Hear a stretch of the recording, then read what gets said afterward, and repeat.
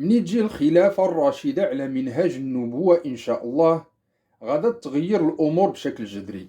وهاد الفوارق اللي كنعدو ما بين الحاضر والمستقبل ما هي إلا لمحة بسيطة وجزئية كعينة على تجليات فرعية حتما غادا تكون ناتجة على هاد التغيير الأصيل، باش نعرفو حجم المصالح المبنية على الدعوة اللي كتنشرها جماعة المسلمين وحجم المفاسد اللي كتدافع عليها الجهات المناوئة لدعوتنا.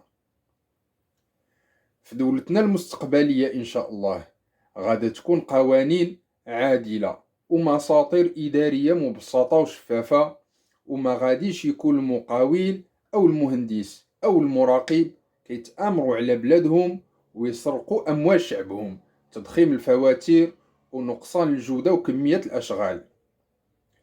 ما غاديش يكون تغاضي على المخالفات من أجل المقابل المادي. ما غاديش يكونوا المسؤولين كيتنافسوا على مناصب العليا والمصالح الشخصية على حساب السير اللائق ديال المرافق العمومية. ما غاديش يكونوا كينسجوا قوانين على المقاس أو كيعملوا مشاريع بالمال العام كتصب في مصلحتهم الخاصة وكتخدم المشاريع ديالهم.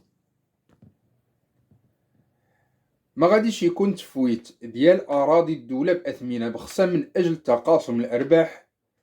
ما غاديش يبقى الاستيلاء على ملك الغير ومافيا العقار وتشريد الأسر اللي ما عندهاش السكن ورميهم للشارع بدون مأوى ولا رحمة ولا شفقة.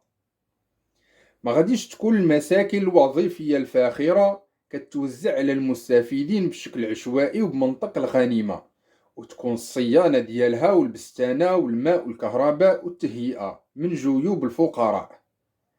ما غاديش تكون سيارات الدولة كتستعمل في الأغراض الشخصية.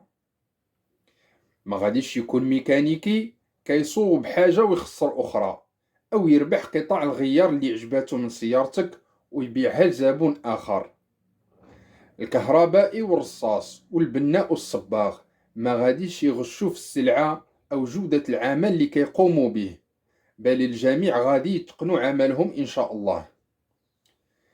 ما غاديش يكون تضييق على البائع المتجول ومول الفراشة اللي ما عندوش محل تجاري فين يعمل النشاط ديالو التجاري أو بديل فضل من أجل عرض البضائع اللي كيبيع ويشري بها باش يهز مول اللي رباتو ويشري ليها الدواء أو يوصل لقمة العيش لمرتو وولادو.